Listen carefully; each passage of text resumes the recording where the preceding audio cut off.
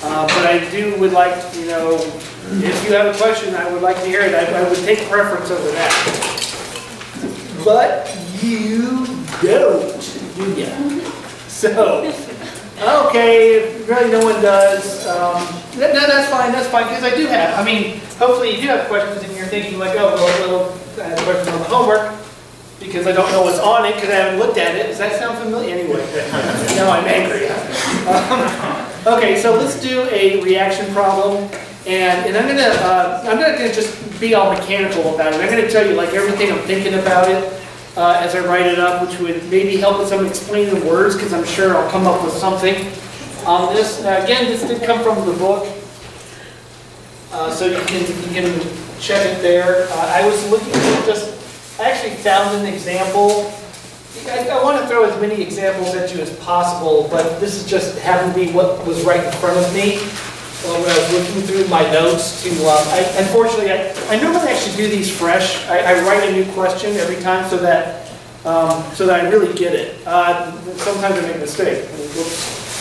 In this case, I had to, I'm out of time. I just had to find I had to find some old notes because I just don't have time. But this is also, I got lucky. This is really similar to your homework, but it like where your homework goes down, this goes up, you know what I mean? It kind of does the opposite thing, but that won't change your ability to do the problem. So anyway, now again, on the exam, I will have something, it will even be easier than this, and I'm not sure how I can do that, but I'll come up with something. I'm clever, right? That's why they hired me. So the way to do this, and this is where, like, I'm going to set up the equilibrium constant. That's probably what I'll ask you to do on the exam. And let me walk you through that. This is where I see people, because I tend to do that, because that's like, it's sufficiently hard for you to do an exam, and then I would stop there because of course I have other questions. I don't want you to spend your time on just one question. Okay, now the way to do this is follow a relatively, this is sensible, right? I shouldn't have to tell you to do this.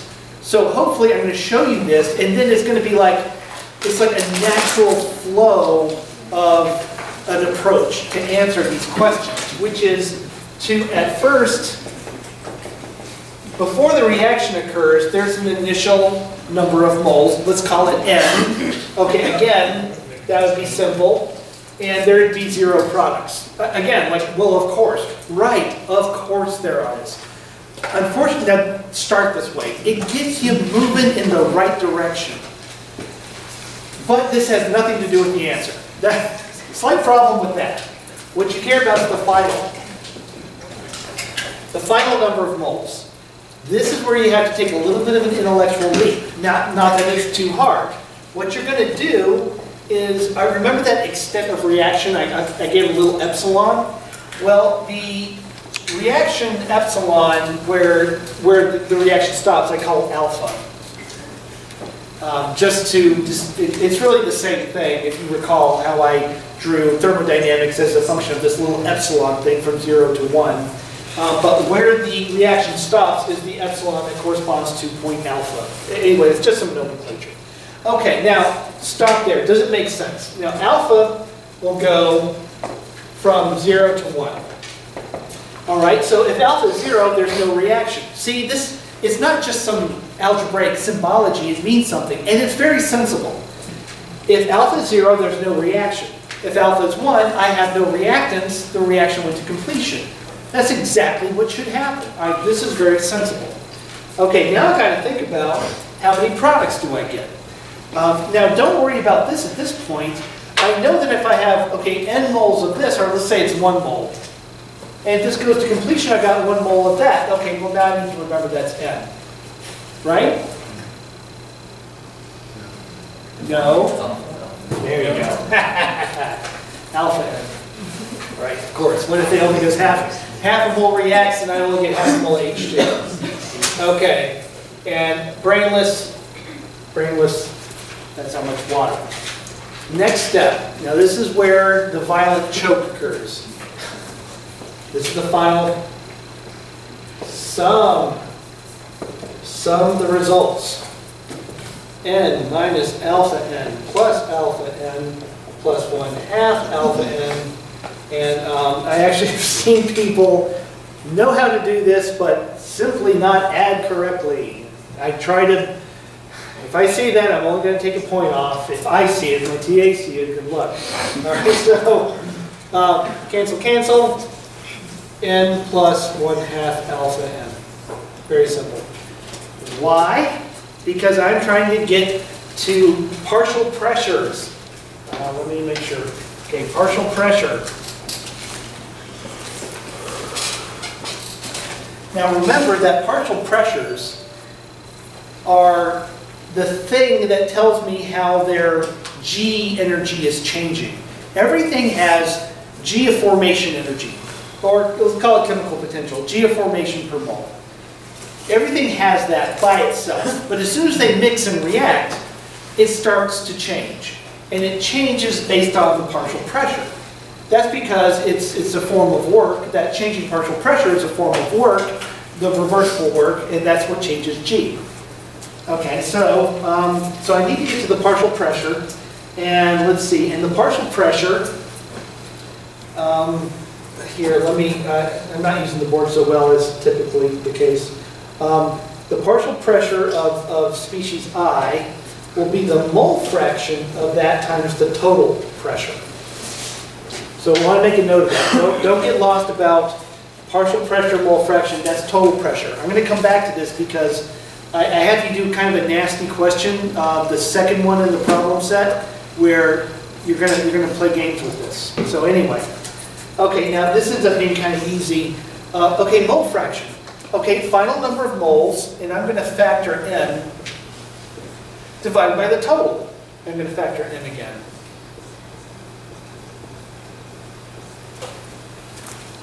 Okay, and then times the pressure. Okay. Again, I'm factoring, so that's why I just wrote this a little differently. And then on this one,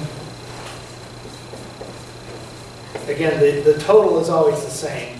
Double check that. That's I don't know how you could get confused about that, but the total number of moles needs to be the same on each one. So there you go.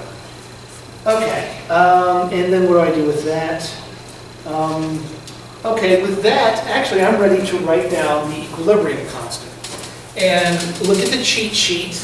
Look at the cheat sheet in case you forgot what the equilibrium constant is. And I'm actually going to try to do this from memory. I don't have it in my notes. Sorry, I sub I, mole fraction to the molecular code. No, I'm doing that wrong. I'm showing you an approximation. Partial pressure to the molecular coefficient, which of course is equal to the mole fraction times the total pressure to the stoichiometric coefficient. So I have to admit, I may have to watch my own videos. I know I haven't been super careful about when to use partial pressures and when to use mole fractions. And I'll make it a little bit clearer about why maybe that got a little bit flummoxing. Okay. The equilibrium constant, which by the way has been given to you, is like 10 to the minus 7. So, hey, actually, yeah, I know bad about this. One of you called me out a couple of times on this. What the hell am I doing? Here's a question. Here's a reaction. Here's the equilibrium constant. What is the extent of reaction? How much products do I get? Okay. Well, maybe I should have said that first. I'm just, I know what I'm doing. So anyway, so sorry about that. So anyway, that's the idea. In all honesty, no matter what I ask you, if you see equilibrium constants and you see a reaction, you're going to be doing this no matter what. It's just the only part of a question that's nuanced is like, what piece of information did I not give you? I gave you all the other information, and then you plug it into an equation and you find that's the thing that's missing, right? It's always that way, isn't it?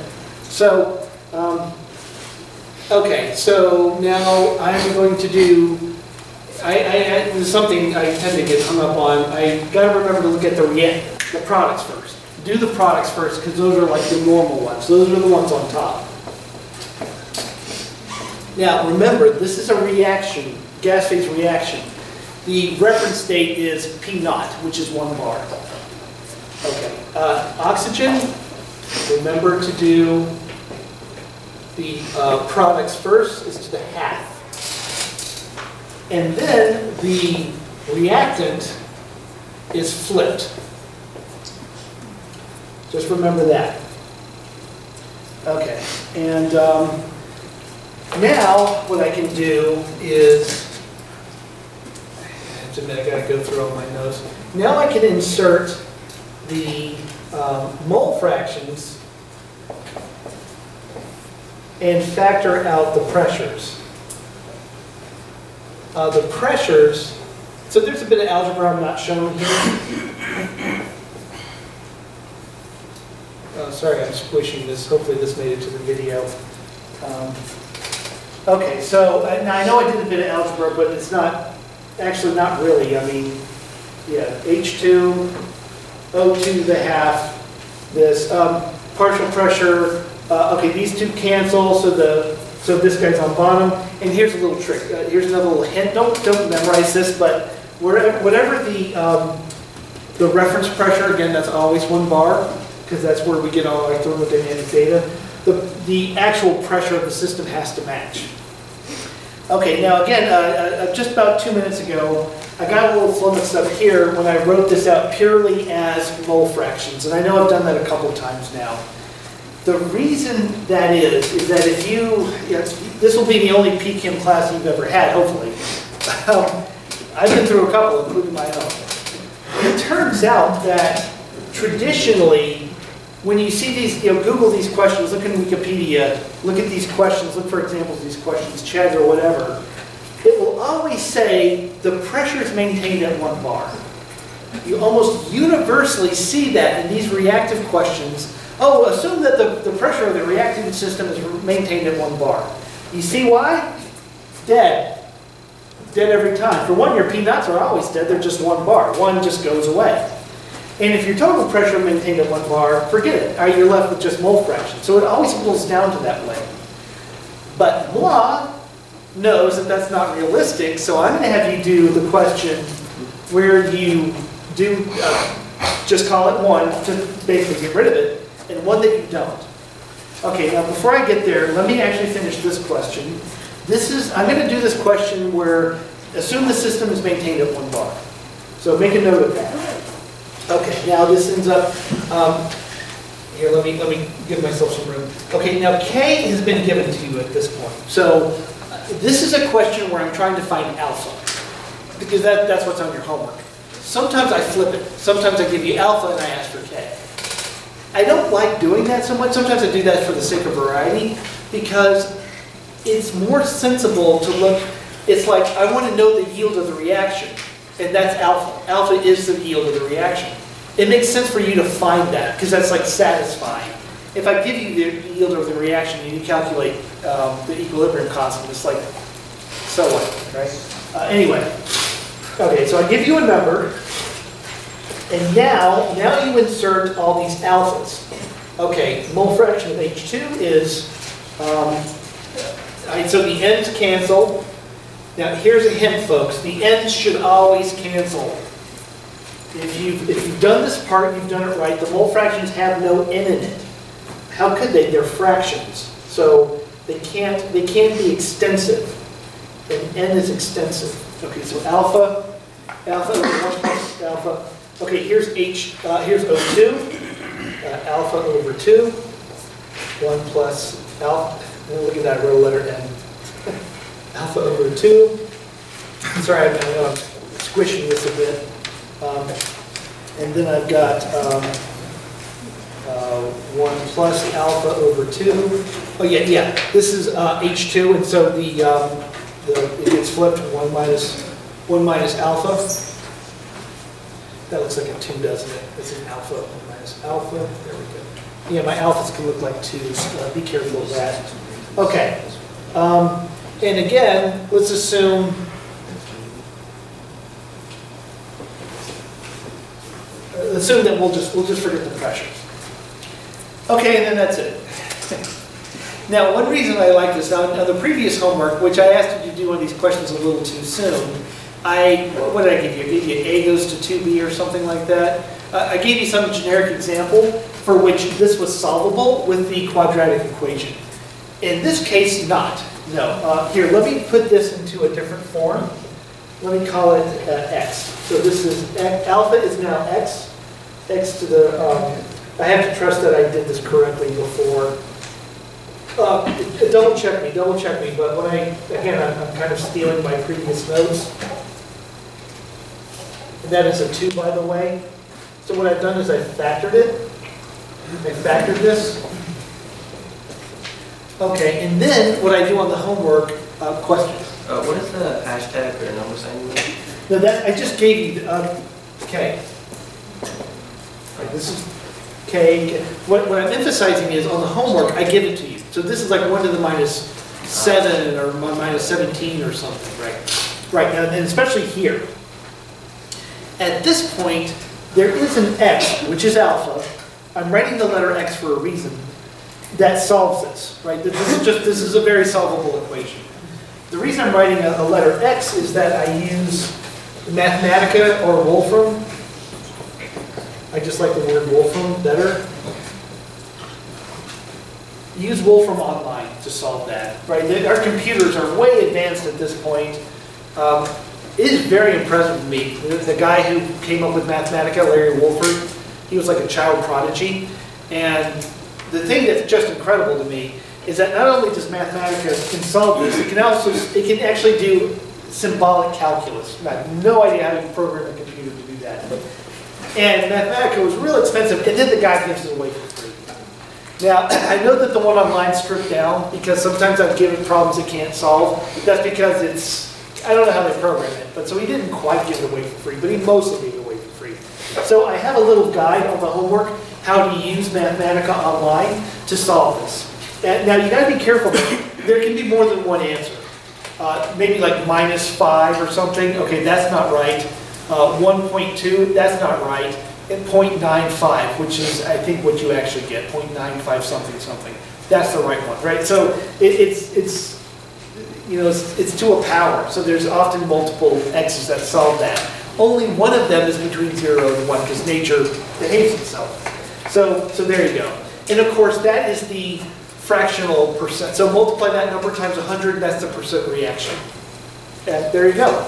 And it's absolutely perfect. I looked up some numbers online for like how well does this work. Like I found some equilibrium constants for water and whatnot, and it's absolutely perfect. So, okay, so there's this. This really isn't terribly hard, and again, hopefully, as I'm speaking out loud, thinking out loud about how to do this, I hope this was of value. But now let me give you, let me do the one where you actually let pressure change. Okay, and now I very stupidly. You assume these are at equilibrium. That's why I have to. Put this little double sign anyway. Okay. What was our initial pressure? 1 bar. All right, because I'm not that much of a jerk. All right, it's 1 bar. If it goes to completion, what's the final pressure? Just look at it. It's easy. Perfect gas behavior, right? Nothing weird. Not 1 bar. Oh, this is stupid. 1.5. 1.5. You have more moles. You have 1 mole, then you're going to have 1.5 moles if you go to completion. The pressure goes up. Now you see, this is why this bothered me. When people said, "Oh, I have never seen one of these questions written where it did not say just assume everything's 1 bar pressure." And it's not just like some afterthought. They're trying to simplify it to the point where it's stupid, right? Because if you guys are working at UOP and you're doing hydrocarbon cracking, that's a giant metal container, and I have no idea how the heck they would maintain that at a certain pressure. I don't know, maybe they do, but I'd be real curious to know how. If you're doing this, the pressure's going to go up. Absolutely going to go up. So I wanted to figure out, I've never seen anyone else do this question except myself. How do you do that? Okay, now let's go back to the fact that I got your K, I got your number, I gave it to you, and I've got Let me go back to all the alphas. Okay. Okay, I know I'm being kind of crappy here, but look, so all this jazz, it's right here. Again, my handwriting is really bad today, just not enough sleep. Okay, so this is here. So make a note of that, make a note of that. I just don't want to write it all over again. Okay, now folks, what's P naught? 1. Okay, 1. We can forget that. So let's just go ahead and get rid of P naught. Let's just say it's P with a. Okay.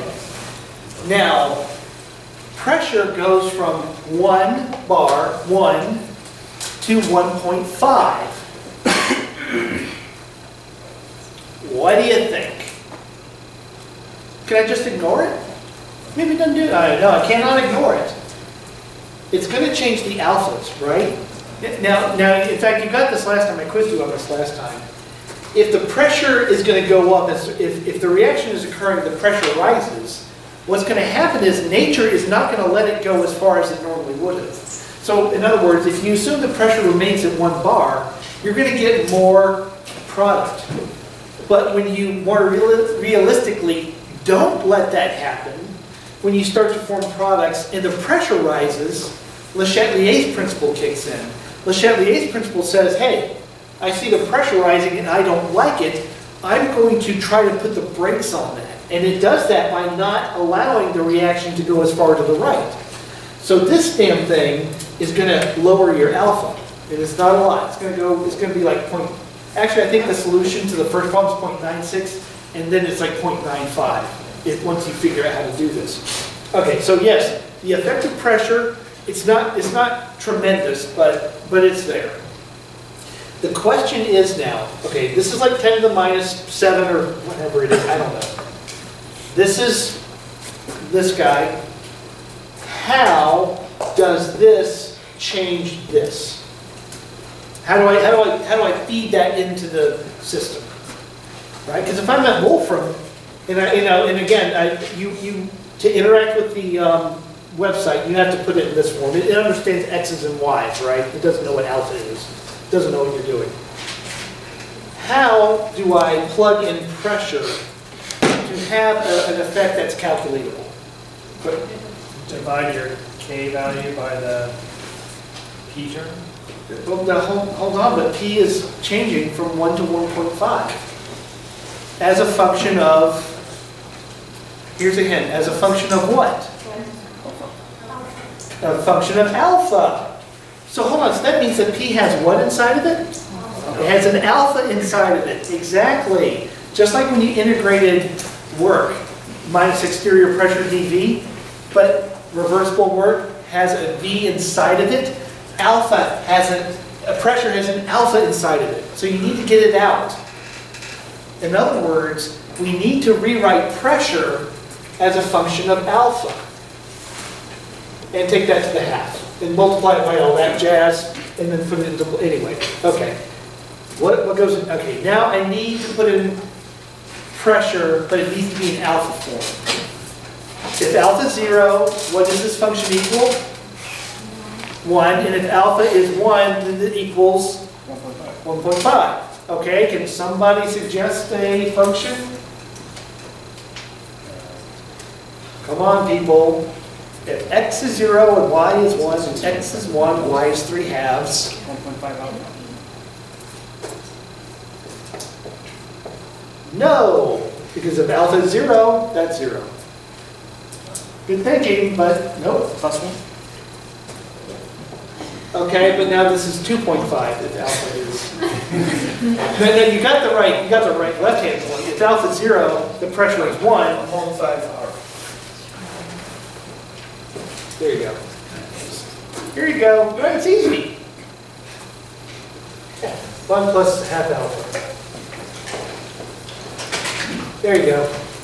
Okay, then propagate that forward, plug it into the website, and there's no quadratic equation when you get to mess like this. You have to use a computer.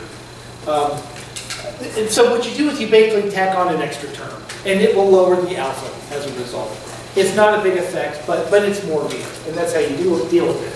And the reason I think that I have not seen other people do this before on other tests and online and whatnot is that people had the mindset of the 1930s when this class was created, before they had computers that we could do this easily for you.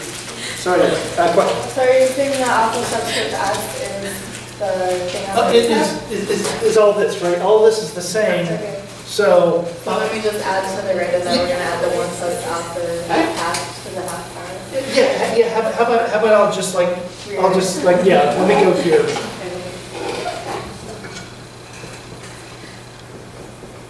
So there you go. So you have one more, yeah, term. And again, yeah, this is a hideous mess. You have to use a computer to solve for that. And I want you to know how to do that, because damn. Anyway, question. So how do we know that it's going to behave linearly?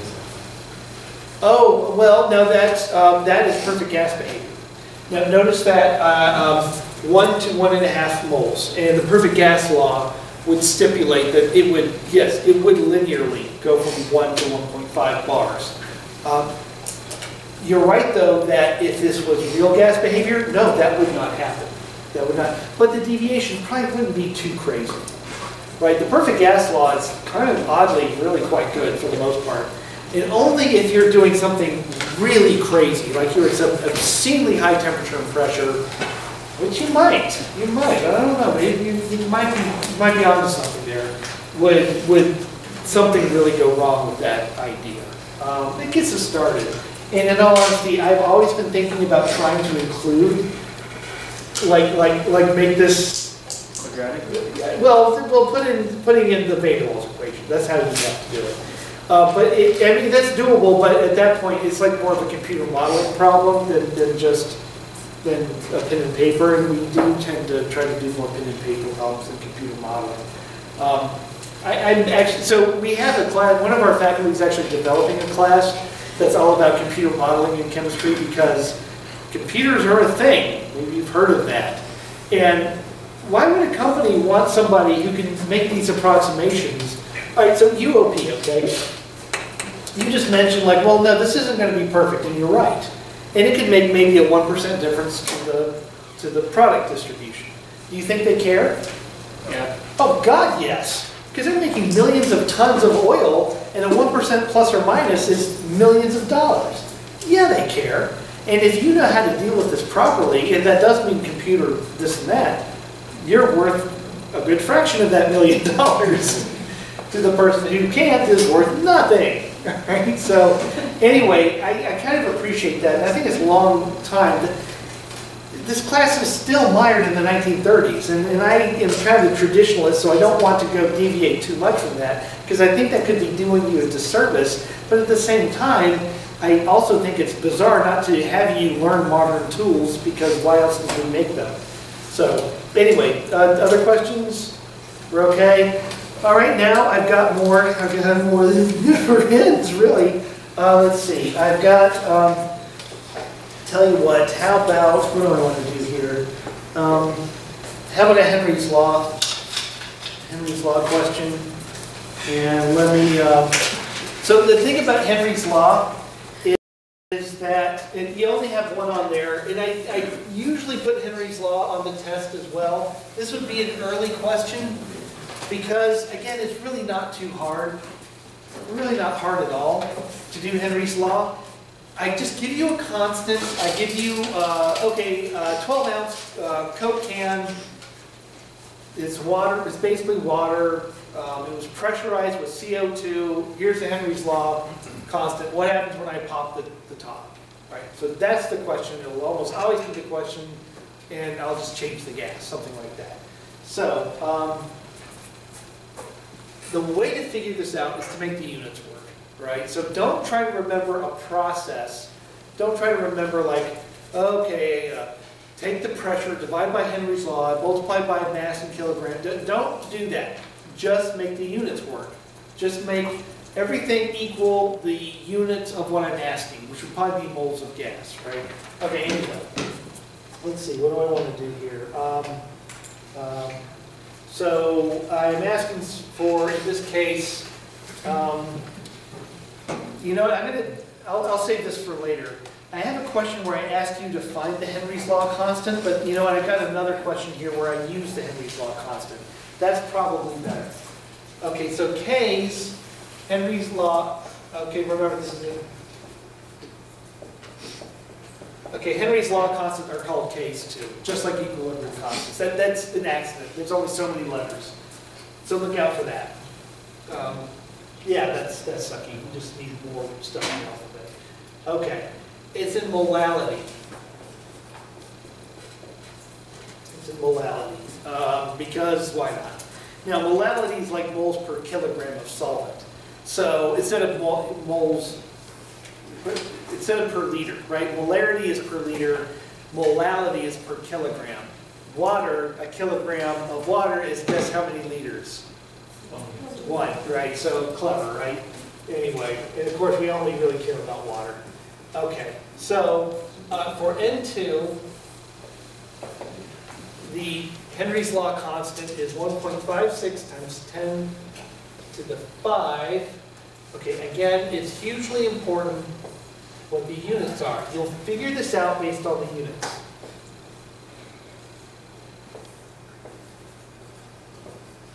Okay, now look at this bad boy.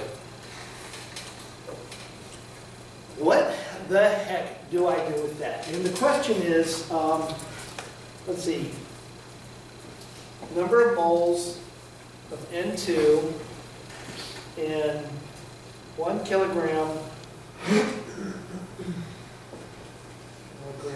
water. Sorry, my handwriting is bad today. 1 kilogram of water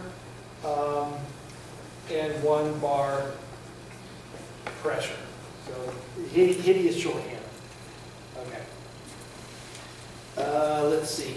And note that N2 is 75% of atmospheric pressure. Okay. So what I've done is I've thrown up a bunch of stuff, and now it's like, well, what the heck do I do with it? Now again, obviously there's a flow, like you could decide a flow chart. You can create a flow chart for answering this question. Just don't, because you'll just confuse yourself. Because as I just mentioned, I have a question, this is from a former exam, where I give you everything but the Henry's law constant. So in other words, I can throw you off track quite easily. So just make the units work. And now you see why I'm always focusing on units. All right. Okay. So now I see I have to know the number of moles of nitrogen in a kilogram of water, and the pressure is 1 bar. And okay, that I get. Okay, I get out a kilogram of water. I can kind of visualize that. It's about a liter. I know that there's this atmospheric pressure thing. I understand that. And 75% of it's nitrogen. How many moles of nitrogen? That I can visualize, that I get. What I don't know is how in the heck I use that to get it. That's the hard part. Okay, now if I got a couple of clues. One is kilopascal. What's that the pressure of? Pressure of nitrogen gas dissolved in the liquid? That might be something I could think of. Does that sound right? Okay, here's a hint. Is there more nitrogen in the gas if the atmospheric pressure was way higher? So, is there more CO2 in a soda if they pressurized it at high, if they carbonated it at higher pressure? Yes. Okay. Is there more nitrogen in water if the Earth had greater atmospheric pressure? Yes. What does this kPa refer to? The what? Huh? The total pressure of the system. Well, yes, but again, amount of dissolved gas in the liquid. If I was talking about CO2 in a soda, I need to know the pressure at which it was carbonated. Well, kilopascals of pressure, so pressure of what? We're in the problem. Again, maybe it's the pressure of N2 that comes out. But that's kind of confusing, isn't it? Especially because I'm looking for moles. How do I line this up? Is this what? What have you said? In the atmosphere. Atmosphere. Yes, it's the pressure of the atmosphere. This part, now if you latch on to just one constant, if you can figure out one thing, you have it. Because then you figure out whether you're dividing or multiplying. You'll see what I mean in a minute when I solve. This guy is the pressure of the exterior. Okay, kilogram. Let's work through each one. Kilogram. Kilogram of what? Nitrogen. Could be. Could be, that's a good thought. But now, what?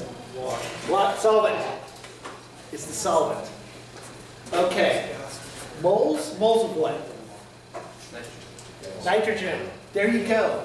You see, what you got to do is deconstruct this thing. Once you deconstruct it, these problems are incredibly easy. Okay, I want to get moles out, but moles is on bottom. So the solution is going to involve me taking something and dividing by the Henry's law constant, because that's going to put moles on top. All right, so let's take a look at this.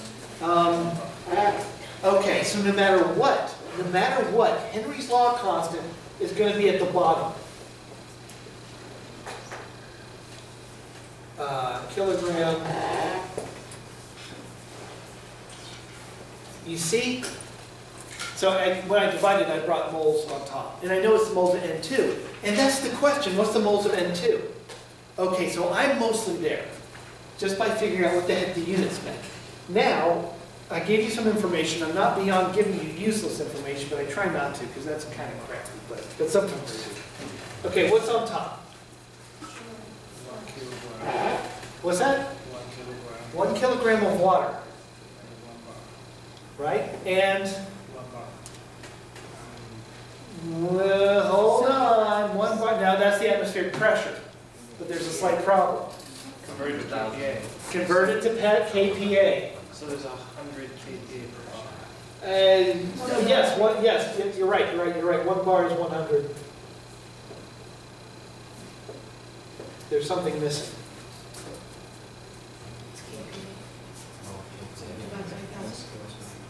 No, I gave you one other piece of information. You've ignored it. It's right, 75%.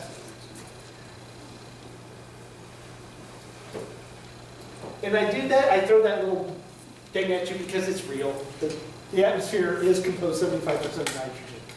Okay, and then this ends up being Is 100 kPa one, not KPA. Yes, thank you. Right, no, we need to get it right. If it's not right, it's not right. Yeah, thank you, there we go, KPA. Okay, right. And the answer is 0.48 millimole.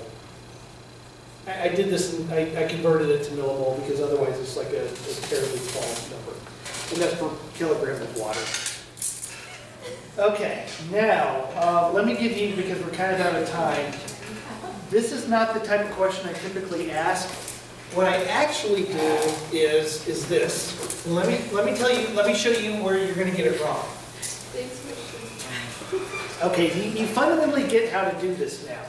But now here's the actual question. 10 meters. It turns out that, no, what am I doing? 20 meters,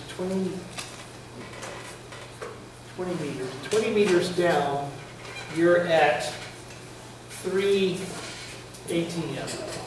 Now this is the water, which you have as a little diver. Got a little scuba tank. Okay, it's a diver. Okay, the heat pops up to the surface. How much nitrogen boils out of his blood, killing him hideously? It's supposedly a terrible way to die. So the question is, how much nitrogen comes out of his blood? Now again, it looks like we're out of time before that class is going to want to come in. Let me point out that you would have, let's say, 90 kilogram,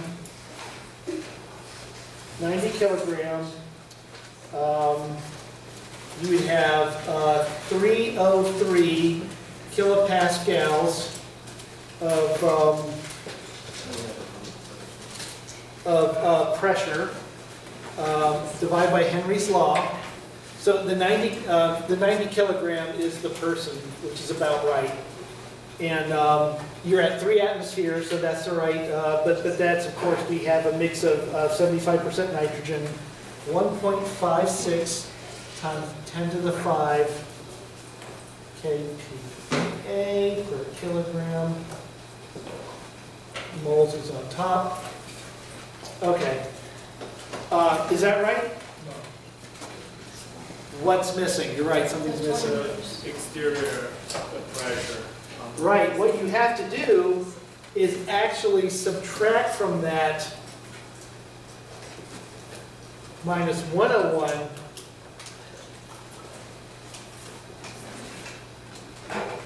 Right, exactly. See the trick I did? The diver does have 303 kilopascals worth of nitrogen because he's at high pressure. And that scuba tank doesn't do anything, by the way. That doesn't force like 1 atmosphere. It doesn't work that way. So he's being force-fed 3 atmospheres. But when he's on top, see, if you use that number, you assume that when he surfaced to a vacuum. In which case he definitely explodes. All right? So instead, you have to subtract out the fact that he will retain some nitrogen at 1 atmosphere, so he doesn't completely blow up. So look out for that. That is how I try to trick you in these questions. And so they're a little bit puzzle-like, but I hope they're kind of fun.